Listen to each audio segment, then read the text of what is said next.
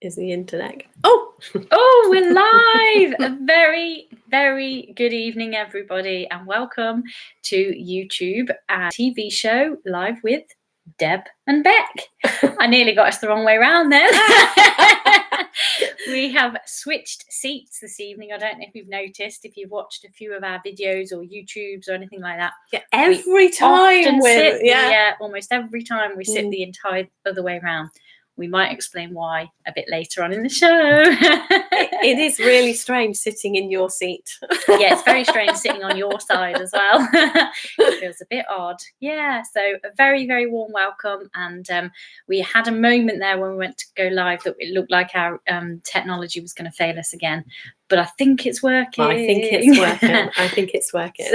So welcome, and here we go. Yeah, welcome to the show this evening. It's really good to have you with us.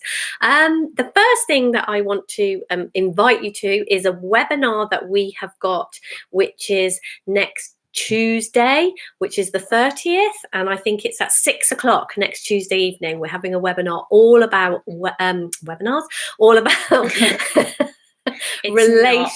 about webinars, all about relationships, and we've kind of tongue-in-cheek named it Dummies Guide to Relationships, because we have so many questions coming in from people all around relationships and things, probably because we talk about that a lot, because it's where an area where we've both had insights and see life so differently. So yeah, it would be great to have you join us in there. The links will be underneath this underneath this video at some point. Yeah, we'll share some links. No, I don't think they are, but we will share the links after this video to make sure you can get on that. So that's Tuesday at 6 p.m. UK time. We've also got coming up our next challenge. We're in the middle of a free 5-day challenge at the moment, and on the 5th of August we start on our big challenge, a 90-day challenge. We absolutely love, we love a few things, you might have noticed. We love challenges, we love having fun, and we love doing that for 90 days, because we've really seen how much of a difference it makes to kind of be involved in something for that period of time, like a 90-day time period. It's a really good time period to see changes and to hear things slightly differently and to get to grips with something new. So we are on the 5th of August, we will be starting our next 90-day challenge. It's kind of an online course that we share some stuff with you every day if you join in, and a lot of that will be challenges, and a part of that challenge is to actually join in. Yeah, definitely, and because that can be huge for people. So on our webinar on Tuesday, we will be telling you a little bit more about that. There'll be a lot more information about that, but if you're interested, I will also share the link for how you can sign up for that. That one is a paid challenge, because it's a little bit longer and quite a lot more goes into that than the shorter 5-day ones. So there'll be lots more about that on the webinar on I was going to say Wednesday again then. Bec is determined that this webinar is on a Wednesday. We keep on having to remake videos because she keeps saying that the webinar's on a Wednesday. It's definitely not. It's on Tuesday, guys. It's the work bit of it. It feels like it should be a Wednesday because it's a webinar. It's Tuesday. So yeah, there'll be lots more about the next challenge, the 90-day challenge. During that webinar, we'll be able to share some stuff with you guys on that as well. So that's kind of what we've got coming up. Okay, so into our learning this week. Right, so are you starting that or am I? Well, I don't. On the board, you're starting it. So. On our schedule, it's me. So do you want to talk a little bit about what you've been learning this week? Yeah, so this week's learning, I'm going to talk about, actually, it was the workshop we did last weekend. Is that okay? Yeah, no, that's absolutely fine. Oh my gosh, perfect. Learning from that. Oh, we could make the whole show about the learning from that. We could actually. We could. Hi, Lisa. So we had a 2-day workshop at the end of last week. It was actually in a venue not used before, which was very fantastic. The venue was beautiful, actually. Yes, it was really, really nice. And for me, it used to feel really odd to me to talk about learning something or kind of what I've been seeing or hearing when it's actually technically me doing this sort of teaching, use that phrase lightly, of course, because it was our workshop and we were kind of sat at the front of the room talking. As you can imagine, we do that a fair bit. We can certainly talk. In fact, it used to feel a bit odd to me to sort of sit somewhere and go, oh yeah, what I learned this week actually came out of my own mouth. But actually, one of the things I've really, really seen around this conversation is the words that we say and the words that we share in this conversation are 99.9% of the time the things that we need to hear ourselves, the things that really, I've had masses of kind of insights and shifts around when I've been sharing, and then I've kind of heard myself say it and go, oh gosh, yeah, how did I not know that? I mean, I kind of did, and then I say it out loud, and then I really hear it and go, oh yeah. So we had 2 days leading a room of people sharing, and we'd actually called it What Stops You Experiencing Freedom. And a massive amount of the stuff we shared was stuff that was really not new to us, but we were sharing it in a way that was new to us, I think. I think that is an amazing thing about this conversation. It is like one of those things that you kind of think, oh, have you not run out of things to say yet? And yet even insights, and when we're having the same insights, something comes through differently. You see something. Yeah. So yeah, there's always something new to share. I don't think we ever reach the end. That's why we can talk about learning every week, because we just don't work. You just don't reach the end of our learning, I don't think. No. And so for me, the big thing is that kind of one of the things I talked about during that workshop that I think as I said it, I didn't kind of realize that I knew it and saw it that way until it was coming out. So I'm going to kind of share what that was for me. And it was somebody asked a question around kind of how it works in terms of looking after our planet and that sort of thing. Yes, because I don't know about so I don't know about you guys, but I often hear things and see things on the news, on social media, about kind of the mess we've made of the planet and how we can save it and the things we should be doing to save it and that kind of stuff. And there was someone in the room that just asked a little bit about that, like, how do we kind of see that, and should we be out sort of trying to save the planet? Is the planet going to, die, and are human beings going to be wiped out, and that sort of thing? And I kind of, for a second, I was like, oh, I don't know. And then what kind of came out for me was this really seeing how we have it set up that human beings, if they go extinct, that's wrong. If human beings die out, or a bad thing. Yeah, that's a bad thing, that shouldn't happen. Yeah. And because we'd had like sort of a day and a half of conversation around how many stories we make up and how many times when things are happening, we kind of label it good or bad. We want this or we don't want this. And those are the things that we make up. And so what was really coming to me as we were having that conversation was how there's a lot of talk at the moment about human beings potentially becoming extinct within, was it something like 10 years? Or within 10 I'm not years, sure if it was definitely like we will have done damage to the planet that will be irreversible after and that will years. Be the path we'll have set ourselves on. That was it. So within about 10 years, if we continue kind of along the way we've been treating the planet up till now, sort of thing, it will potentially be irreversible. And so human beings will then eventually become extinct. That was kind of, what scientists have concluded from how things are happening at the moment. And what really came out to me was that as a race, human beings have made up the fact that is a bad thing.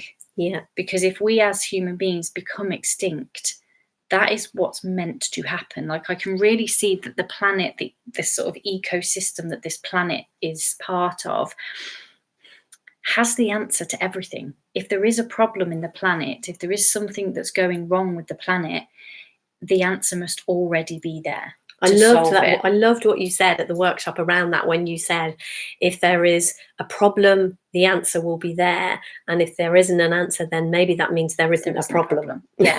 If something is a problem, there must be a solution for it. And if there is no solution for it, it's not really a problem. And we've got it set up as human beings that becoming extinct is a problem. And so we must find a solution. And maybe there is a solution there. Precisely that. Is. Yeah. If that is a problem, us becoming extinct, there will be a solution to that. And if we are supposed to become extinct, that will happen kind of no matter what we do, is how it looks to me, the way this works.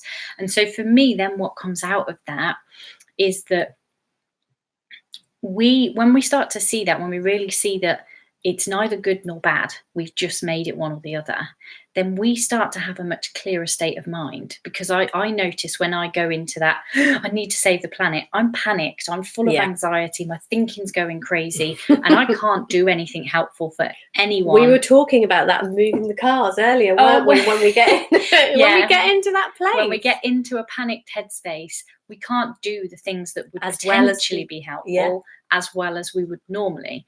So as I was having this conversation in the room over the weekend, I really went into a place, a really gentle, peaceful place. Oh yeah, if there's a problem, the solution will be available to us. And if it's not a problem, that we don't need to find a solution. You can't have one without the other. And I don't think for a minute you're kind of saying don't take actions that make sense to you towards, if our planet, the recycling that we do, all of those things. And from that clearer headspace, because I felt myself go into a really peaceful, beautiful space when I saw that. It was a gorgeous moment in the room. It was. And I think everyone suddenly felt like, oh yeah. And from that peaceful space, with that kind of clarity of mind, there's plenty of things it might make sense to do.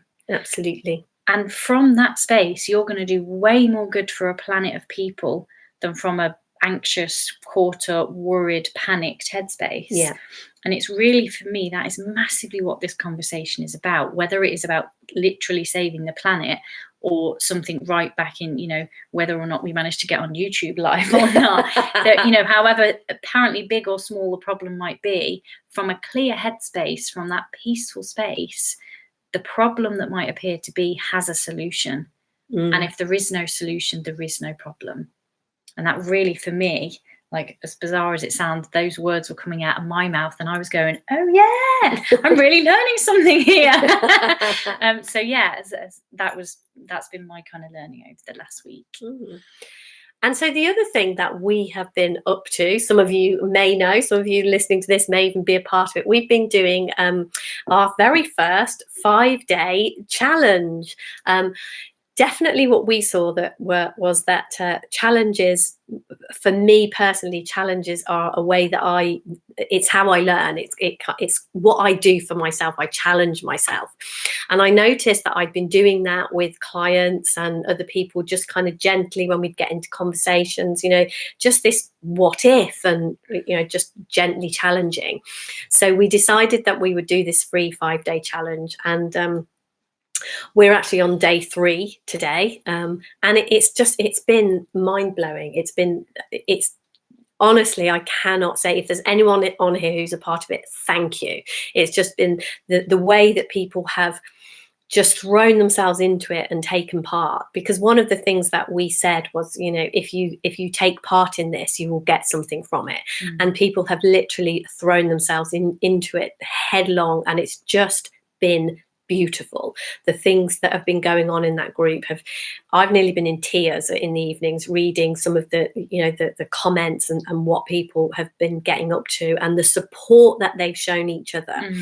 And to me, my learning for this week has been that amazing, beautiful reminder of just how awesome human beings are when we come together to support each other in that way.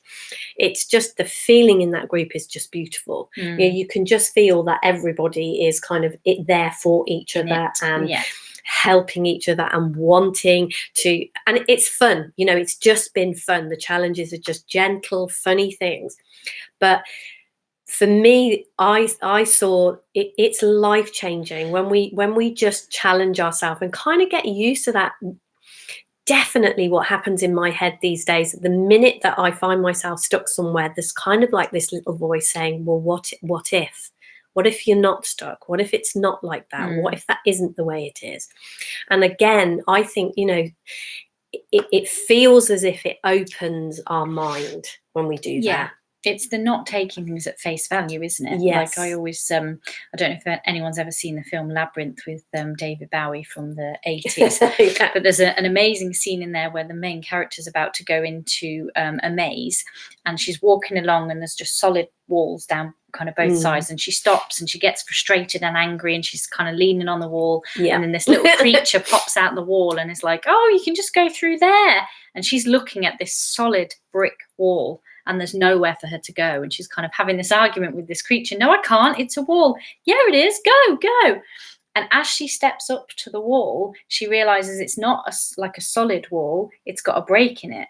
So there's actually kind of a gap. Thanks, Deb. There's actually a gap that she can get through. And it's one of those really clever kind of cinematic moments where I've watched this film, I can't tell you how many times, and every time I'm looking at it, I know what's coming, and I cannot see that there's a gap. Interestingly, there. That's what our thinking does to us, doesn't it? Every time we're up against something, it's like, oh gosh, it looks like a brick wall again. And it is like that little creature, that little worm is in my head kind of saying, well, what if it isn't? How is this not a brick wall? And for me, that kind of started with just small challenges, things, that kind of were, maybe, a little bit uncomfortable, and sometimes maybe even not, but just doing those little challenges. So, we're really loving it, and we're absolutely going to be doing more of that kind of thing. And because that works for us. So, that was my learning for this week. That, again, just being reminded how amazingly awesome human beings are when we come together in this way. It's just been amazing to be reminded. Thanks, guys. And Lisa's just commented, she's put, I'm loving it. So Lisa's on the course with us, and on the challenge, she's loving it. Thank you, Lisa. So that actually, I might just off the back of that explain why we're sitting the opposite way around. Yes, you're moving into your living. So the challenge today, we're actually taking part in the challenges as well. Yeah, we're doing the challenges every day. Yeah, joining into. And the challenge today was to do something different, because we are so incredibly good at getting into habitual thinking and going through kind of our lives just following habits without ever kind of going, do I need to do this? Why am I doing that? Yeah. And sometimes it's hugely helpful. Exactly that. Not there's anything wrong with habits if they are helpful to us. Absolutely. But we can so easily get to the point where they're not anymore, and we forget to drop them. And so we set the challenge today to do something different. And straight away in my head, I went, Deb and I always pretty much sit the other way round. She's in my seat. I'm literally sitting on Deb's office chair, and she's in mine. I had to find a cushion to put under myself because Bec's chair just isn't right. So with Deb's kind permission, this was my challenge for today, was to swap seats with Deb, and to be the other way around while we did our and it YouTube was a little bit, I've kind of got it settled now, but for the first few minutes it was definitely this feels a bit odd, get back in, that's why I had to give Deb her glass of water for her side of the desk. And there was a few moments where it did feel a little bit uncomfortable and out of our zone, and it kind of threw me for a few minutes. And that for us is part of why we do this. That is part of why we set these challenges, because there's absolutely no reason why we can't sit this way around. Nothing at all. We've just gotten into a habit.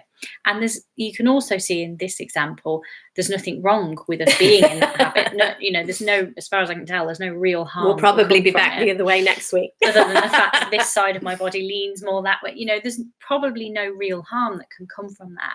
And I think one of the things we often do when we do these challenges is pick something that isn't too emotionally wrought for us, because it is a little bit of a fun to play with. What is it we do, and where do we trap ourselves? And I think when we do these things, it highlights other areas where we kind of see, actually I can't, or the work, it feels like we can't do something. And I think for me, definitely it shakes things up enough for me to say, well, what if I actually do that thing that looks way too big or way too scary? And for me, it starts with the smaller, slightly easier challenges that we then can take further into life. And that's kind of, for me, that was why I chose this one today, because I actually knew there might be a moment in there where I thought, this is the wrong way around. But equally, I could see that it wouldn't necessarily be too big a challenge to step into for today. So that's our learning. Susie's just commented, hello, am I too late to join? If you mean this YouTube show, then absolutely not, and a very big welcome. Still got lots to go. Yeah. So on to our living for this last week. Oh, I remember I said to Deb a little while ago, I had a really good one for this week's living, and I can't remember what it was. And I was just bringing the washing in earlier, and I went, I know what it was. It came back to me. While you remember. Yeah, so here it is. So last week, in the middle of last week, it was my youngest sister's birthday. She was away on holiday, and so on Sunday, we'd kind of gone round to see her because she was back by then, and her partner, her wife, had invited us and said, we're having a hot tub, and we're gonna have a barbecue and that sort of thing. So we'd have like a belated birthday celebration with her, which was really, really nice. And it was me and Lucy, who many of you may know, my older sister. We're heading over there. She lives about an hour and a half from where we are, so it's doable in a day. So we were going to have a nice day with her. And in the kind of mix of trying to organise what was happening and stuff, my mum was with me at the time. And she was kind of going, I don't think I'm going over. And I was like, well, see if they're happy for you to join in. My parents are separated and have been divorced since I was 5-ish. I was going to say a long time. 30-something years, let's say. And so Kate kind of, my younger sister, had been messaging my mom and was kind of saying, I don't know about you coming because Dad's going to be here. And ex-dad is my brother. Yes, in case you never made that. We have such a nice, complicated, fun family. So my younger sister was a little bit, I don't know whether you should come or not because Dad's going to be here, and I know that he can feel awkward and blah, and that kind of thing. And what was really, really interesting to me is I just stayed entirely out of the story because I could see that my younger sister was a little bit unsure. My mom didn't want to kind of cause any difficulties, but in the end, through the course of the conversation, they worked it out, and it was decided Mum would come. And there was me and my two sisters, my mom and my dad, and my sister-in-law and the baby. And we kind of had a hot tub and a barbecue. And over the course of the day, it really came to me how something has shifted in our family. My parents couldn't be in a space together like that a few years ago, maybe even as little as 3 years ago. There would have been a real awkwardness. Your mom has changed massively. And to be honest, and I think with all the changes that have been going on, your dad has changed too. Yeah, and this is kind of what I was seeing around what I think has happened is that me, Lucy, and my mom have all changed in just ways that you almost can't put into words, can't describe. And somehow, because of those changes, it's just created a space where our family can actually get together without that awkwardness of, we used to be married how many years ago, and should we talk to each other or not? And actually, they were just perfectly fine with each other. As far as I could tell, that is one of the most beautiful byproducts, I think, of this understanding. And you can't, absolutely, for me, those are the things that you can't necessarily share with people because you can't say, this is what's going to happen. No. But I have seen across our family, that's kind of a little branch of your family, and your mum comes here quite regularly, and I have a great relationship with your mum, and yet she is kind of my ex sister-in-law, and you can, and yet it all through our family I've just seen the coming together since me, you, and Lucy. I think everybody else is kind of getting something by osmosis, and they definitely like to be around us and like to do stuff with us because we are so different. Absolutely, and it's spreading out. But you couldn't exactly say what it is that's changed and what happened. No, but it's no doubt to me that is a byproduct of the understanding that we have around how life works. And that for me was just, there wasn't. It wouldn't have mattered to me in the sense of if my parents couldn't have been there together. It wouldn't have been, that's really devastating to me. But I just saw that it was amazing that they could. And nothing has actually changed in terms of, no one sat down and had a conversation, said, shall we stop being awkward and shall we try? And it's just kind of unfolded in that way. And exactly like Deb was saying, it looks to me like that's a byproduct of the fact that all of us in the family in some ways have had some shifts because of what we've heard, whether intentionally having this conversation or just by being around each other. And it just really struck me when I was sat there on Sunday afternoon, and I think we'd all not long got out of the hot tub and we were having a bit of a break and drying off and having a cup of tea, and the ice cream van came past and we heard, and my little nieces too, should we go and get an ice cream? And we kind of run out and my dad follows us out and offers some money, as my dad often does. Oh, yeah, he does. And then we were kind of at the ice cream van and Kate said, I wonder if Mum wants one, and Dad just pipes up, I asked her, she said no. And just in that moment I had this, I really just felt it then as well, I really had this moment of, oh my gosh, my dad just asked my mum if she wants an ice cream and she said no, and that's perfect. And there was no awkwardness to any of it. Aren't those the huge, they're the tiny things and yet they're huge. And I think, the whole, the challenges that we do, everything are kind of pointing to these small shifts are what absolutely change our life beyond recognition anything. To what they used to be, and the tiny ways that they bring people together. And it's really difficult, when you're kind of talking about this and people say, well, that doesn't sound like a big deal. When you are there and you witness something, the things that I've witnessed with, like, between me and my daughter, our relationship, all of my children at various different times, and with you, me and Lucy and various members of our family, and my relationship with my other half, and with those tiny little things, sometimes again I could just sit and cry in a good way, in that my heart just feels so full when I see what we have gained. And it's really difficult to kind of put those in a bag or put them into words and share with people just how big precious those tiny how precious absolutely. And I've just seen that so many times, just tiny shifts in families like that it's just mind-blowing, and it's beautiful, and it is definitely why we do what we do. So what have you been living this week? So this we have a guest. We have a guest speaker almost. It was something that kind of happened. Can you sit there and see or not? It was something that kind of happened at our workshop at the weekend that we've briefly touched on. It's kind of intriguing me a little bit at the moment, so I'm going to kind of put it out there, and if anyone's got any comments or anything that they would like to share, if you can get in touch with me in any way, I would absolutely love that. So there was a lady at our workshop over the weekend. What we said, we got into a conversation about the planet and saving the planet and what's going on. And one of the things that she said that had occurred to her to do, that she was doing, was having a year of not buying any clothes. Because she said, I've got a ridiculous amount of clothes, so I'm kind of having this year of not buying any clothes. So I was kind of, I quite like that. But we actually, where we held our workshop, there was actually, it was in like a garden centre place, and you could actually go and look at some of the shops. And so I went round on one of the breaks and was looking at some of the gorgeous clothes, and I was a little bit like, do I want to do this or not? Anyway, so I was kind of, like this and like this. And then I kind of carried on having a little bit more of a conversation with her about what it was she was doing. And she said, I can buy second-hand clothes and I can do things like that. I can do that. And then I became even more interested. I was like, oh, I really, really like the idea of spending a year kind of only buying, I would be allowed to buy food new, I think, because second-hand food. Second-hand food. Let's not go we won't down even go there.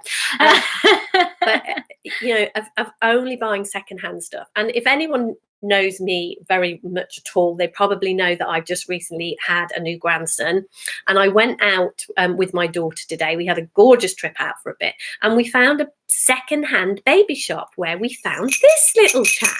And I love buying stuff for my grandson.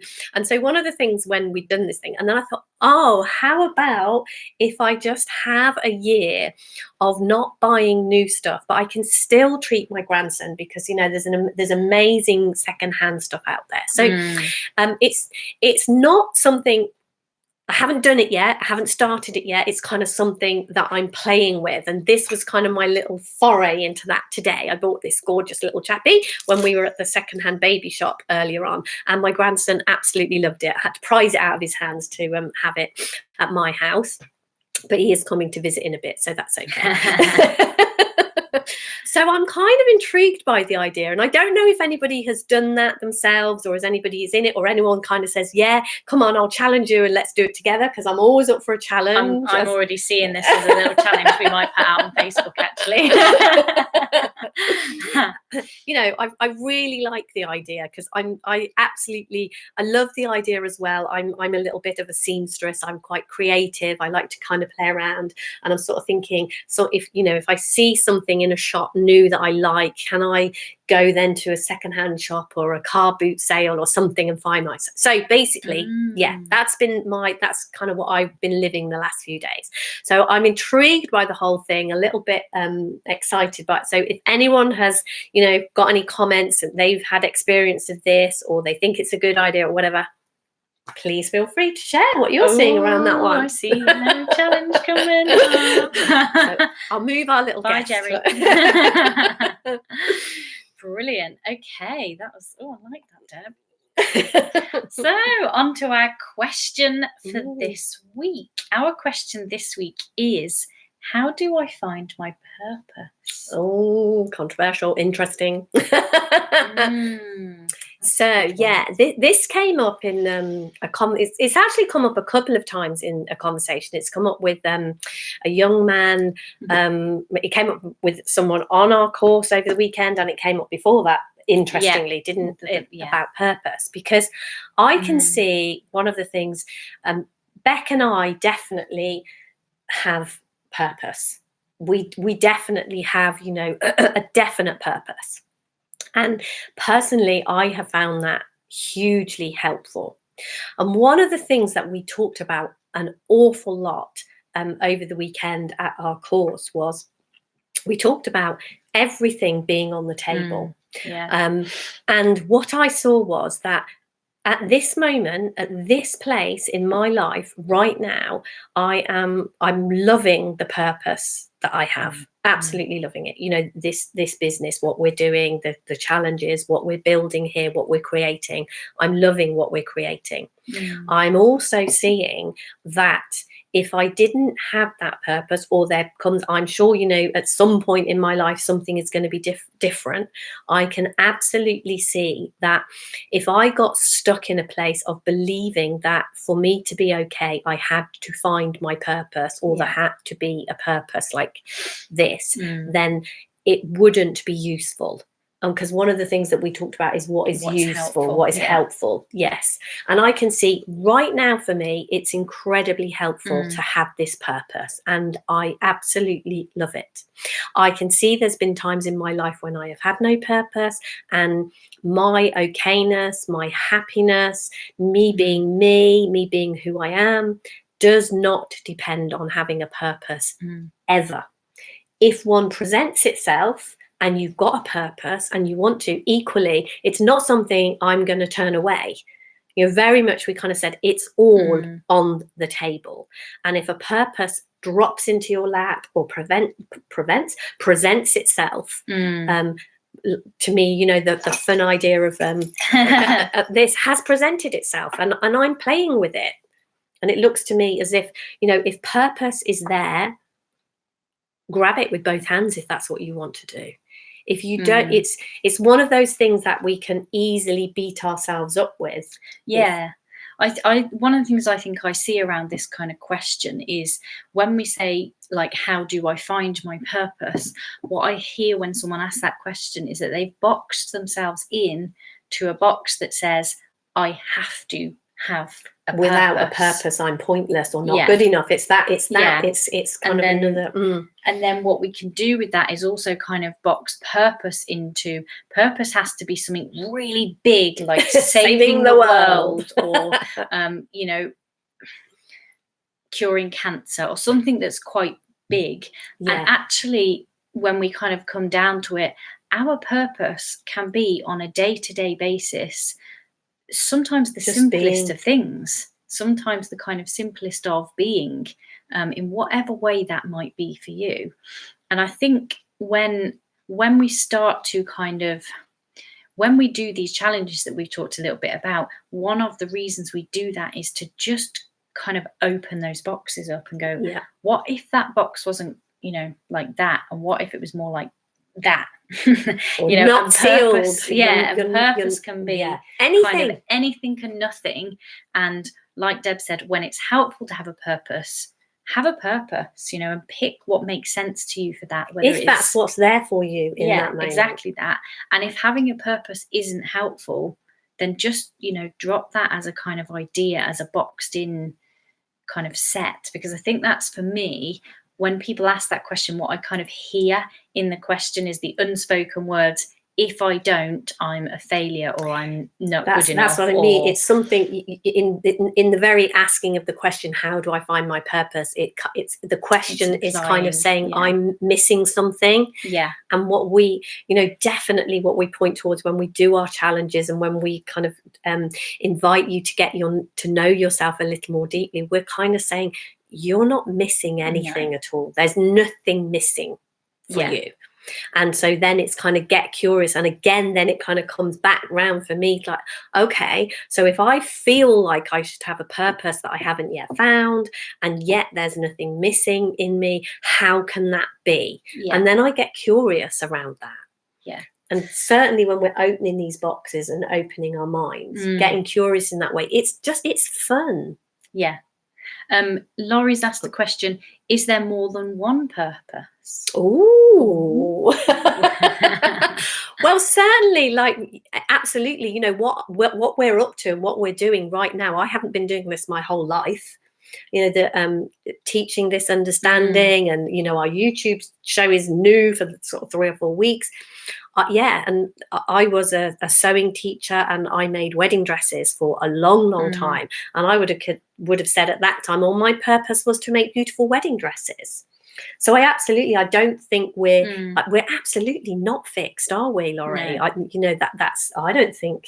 And I can even see a place million where purposes in the same week. Yeah, I was going to say, if it's helpful and, you know, fun and part of kind of what you're exploring, and certainly one of the things I do is, you know, I might have different purposes in different kind of areas of my life. Yeah. You know, I might have one of my purposes at the moment is to really explore whether or not it's possible to build my own house. Yeah, that's your and that's going entirely on in the separate, pretty much, to what I kind of do work-wise in terms of sharing this.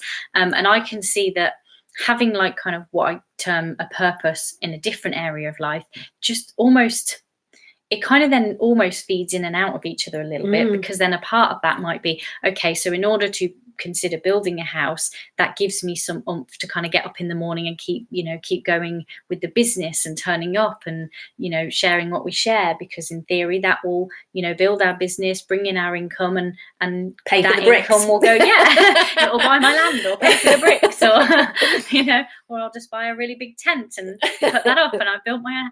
But it just, I can see how if you do have more than one purpose, they can feed into each other. It doesn't look to me like purpose is like a one purpose across your life and that's it, zone in, focus, don't look at anything else. And maybe it is for some people. Thing. Again, you know, very much what we were sharing over the weekend that we've just seen again and again is how much we limit ourselves and how much we don't see everything is on the table. You know, what's helpful in this moment. And I definitely think when we are stuck and kind of going, well, what I need is a purpose, and how do I find my purpose? And if it's holding us back, that's not helpful. But equally, if we're kind of curious and go, hey, I'd love a purpose in life, how do I find a purpose? That, you know, what's useful, what's helpful to you right now in this moment, and go do that, go explore that, go see that. But we're all too good, well, certainly me, I'm too good at using stuff against myself. And absolutely what I've seen since I came across this understanding is we don't need to do that.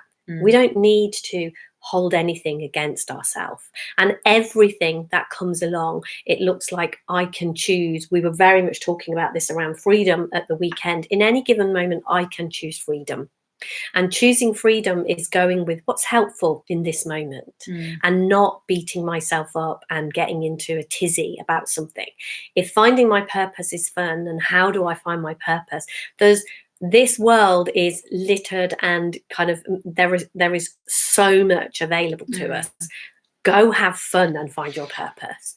But if it's not helpful and it's a stick that you're using to beat yourself with, just take a break for a minute and give yourself, a break. Yeah, for sure. So that's our question, and now on to our topic of the week. Ooh. That's a good one. So our topic of the week came from a conversation we were having the other day with someone who we were kind of saying, what we asked them, what was the biggest kind of difficulty in their life, wasn't it? What was their most difficult and thing? They kind of said work, and we were like, okay, be more specific. What's going on there? What is it? And what it kind of came down to was that the people the kind of team that worked together were unable to kind of really work together and make decisions because there was this clash of personalities.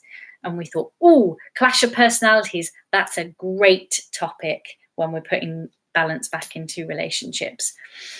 So, clash of personalities. What do we see around that? So the conversation then went kind of, how do we survive when we kind of are in an environment where there's a clash of personalities, let alone thrive?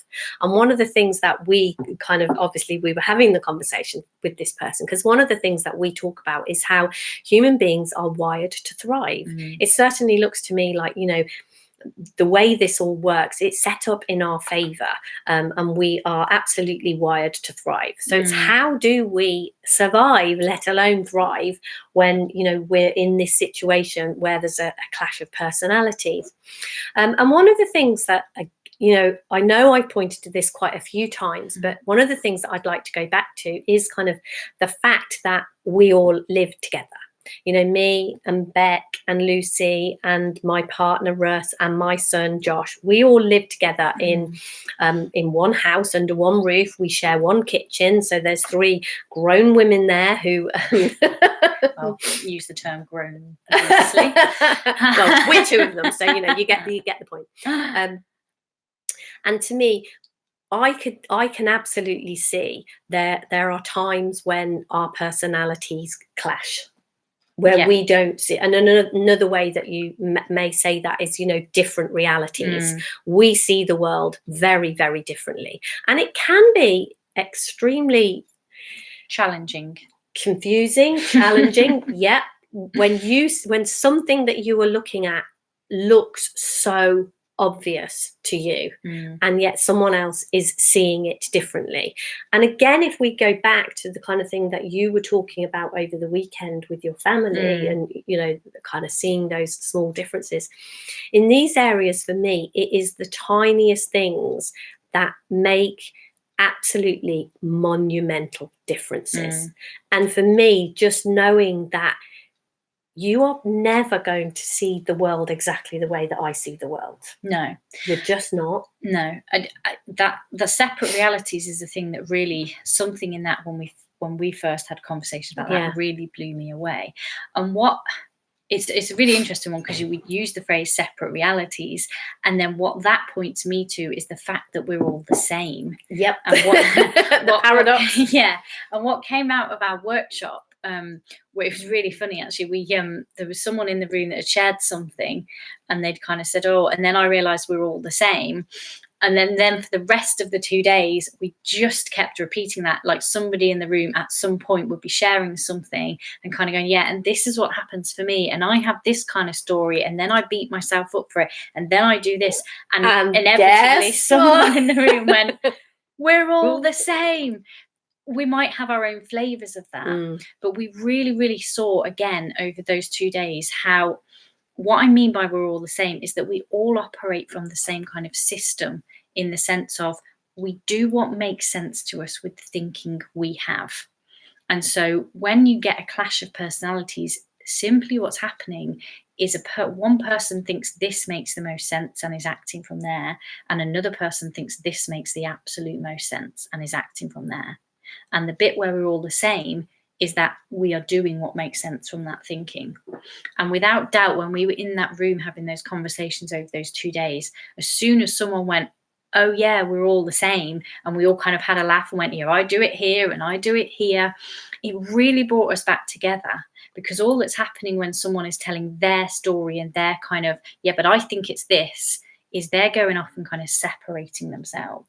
And as soon as we come back to, we're all the same, We all do what makes sense to us based on what thinking we're having in that moment.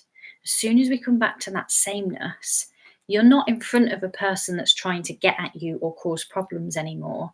You're in front of a person that is doing exactly the same as you.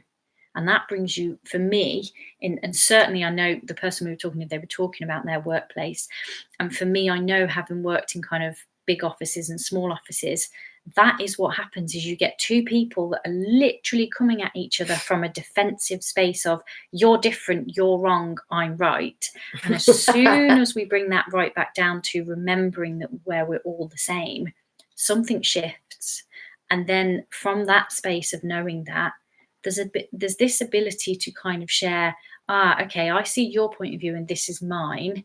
And you find some common ground and you find some sort of balance. Because, I mean, that's, as Deb was saying about the living in the house, that's all we've ever done. Yes. When there's a moment where I'm going, and we use this example all the time because it's a brilliant one, I don't understand why you would put a saucepan lid on. It doesn't make sense. Yeah, but you have to put a saucepan lid on. Why wouldn't it doesn't make any sense not to put a saucepan lid on. And we literally, I still don't see why, but I now know that Deb thinks that's really important. So there's times where I can just be in a space of, hey, I'm going to try a saucepan lid and see what happens. And even when we had that conversation, you know, rising up in me now is all the reasons why it's important. You know, I kind of, that defensiveness, I can really feel, you know, it kind of comes up and goes, I can't believe that you can't see why it's important to put a saucepan lid on. Yeah.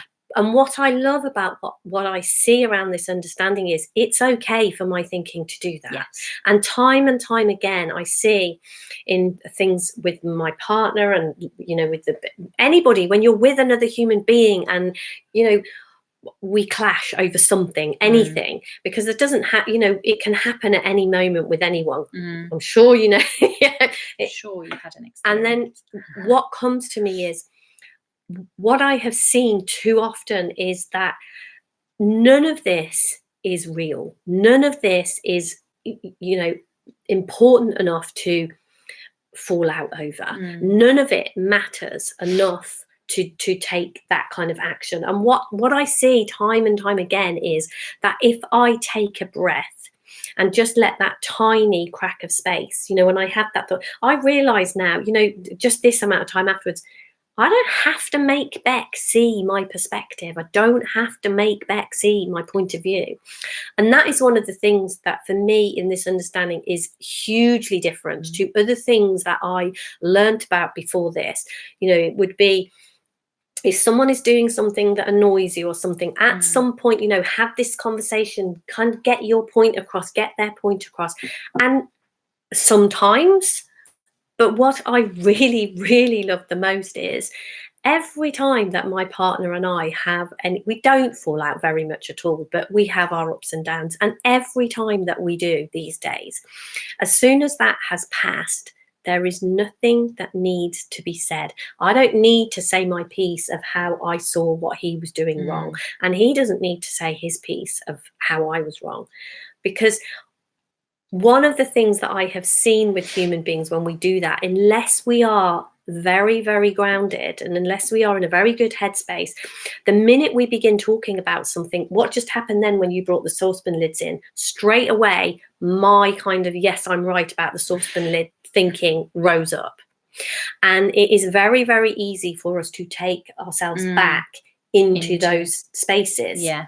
Whereas what I see with this understanding, with knowing nothing needs to be different for me to be okay.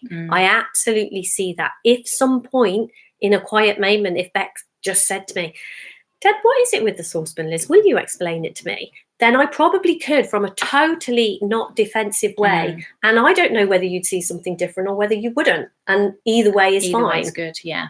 Because but we don't have to, we don't ever have to have that discussion. No. And that for me is absolutely where that, over those 2 days in the workshop where we kept coming back, and we were kind of doing it in quite a light-hearted, fun way.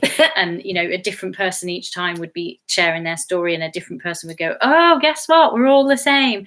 There was something in that because it was so light-hearted and because it was a room full of people who were all looking towards the same kind of what does happen here? How does this work?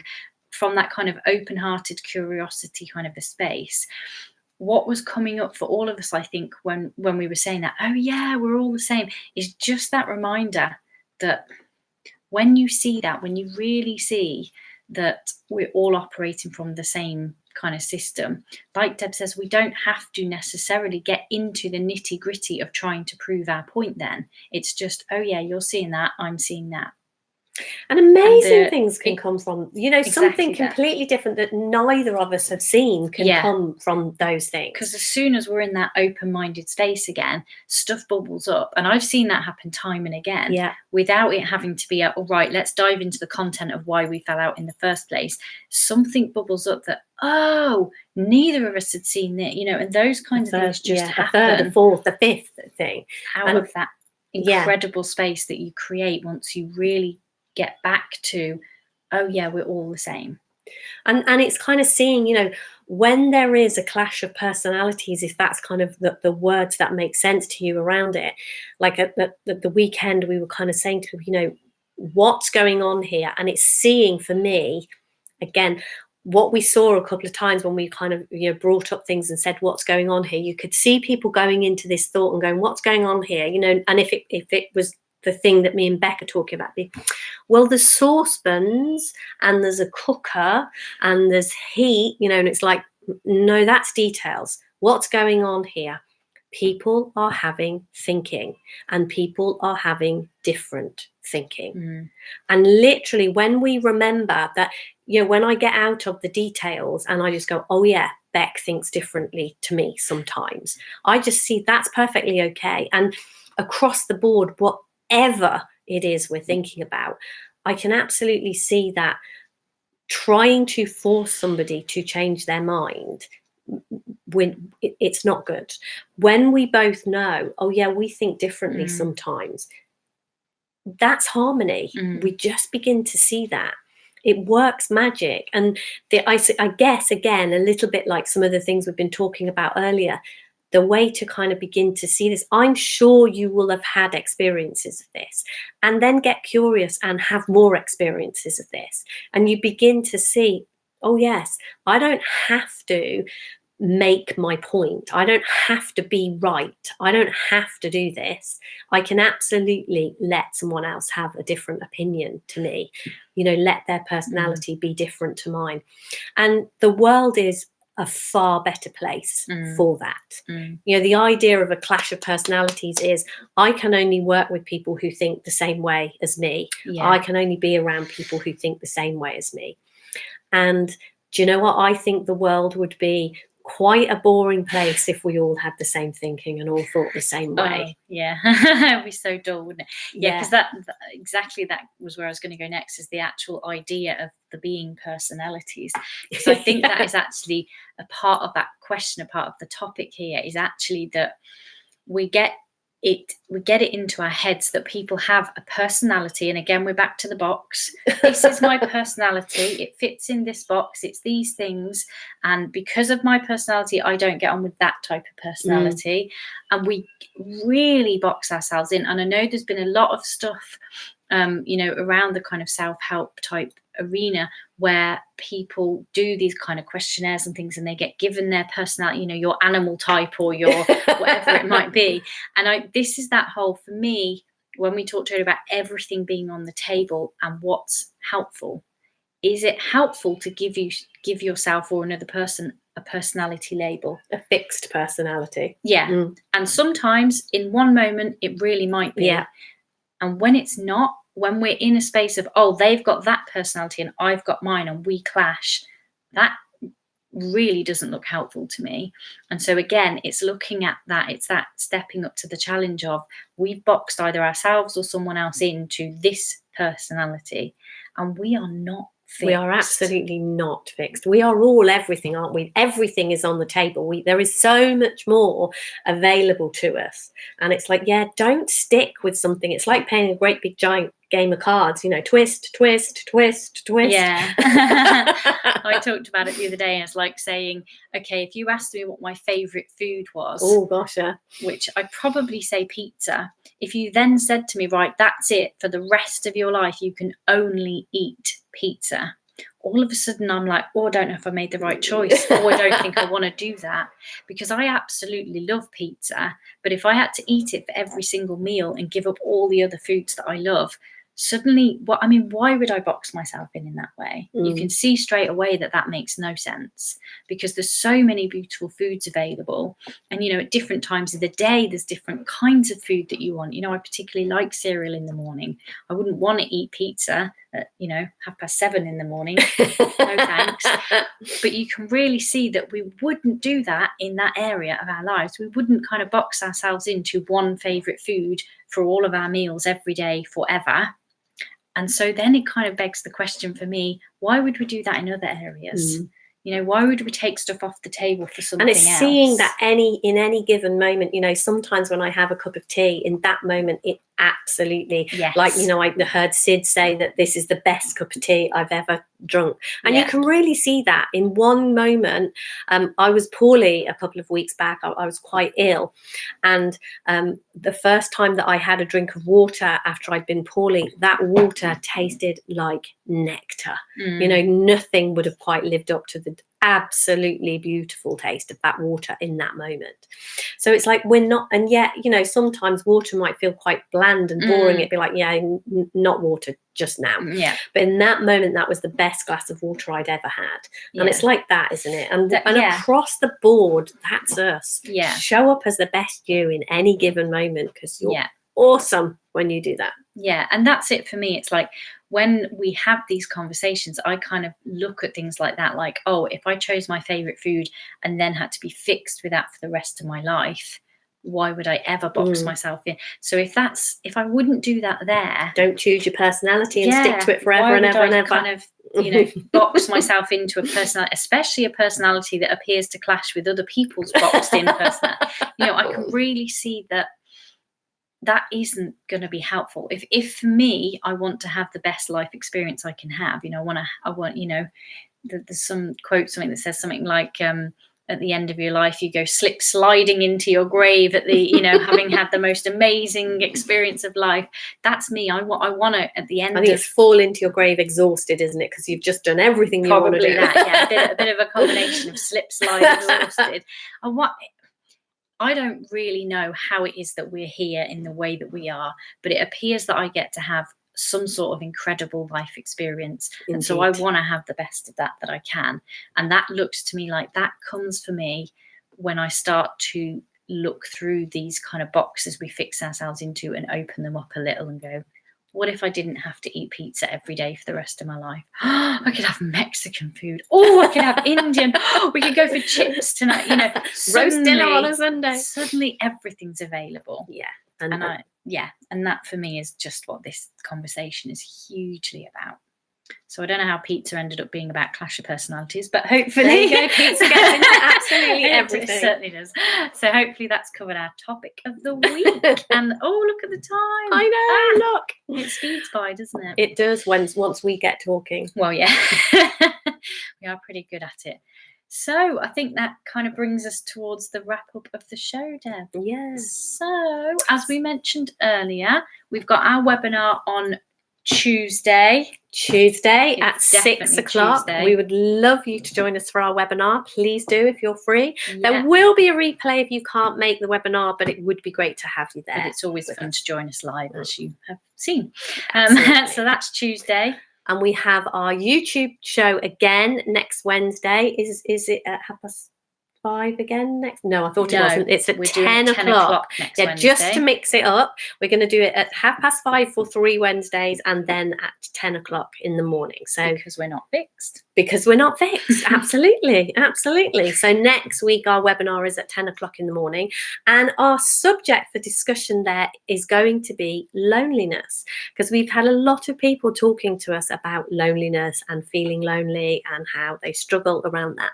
So our topic of the week is going to be loneliness, and we will have a question, but we haven't decided on our question yet. So if anything has come to you off the back of this or anything else we've ever done, you have a question, please feel free to get in touch with us, and we will answer your question next week. Yeah, we love answering your questions, and you know, what is it that's going to be helpful for you to hear about? So it's all about being helpful if we possibly can. Do let us know if you've got questions, and we might pick one for next week. You never know.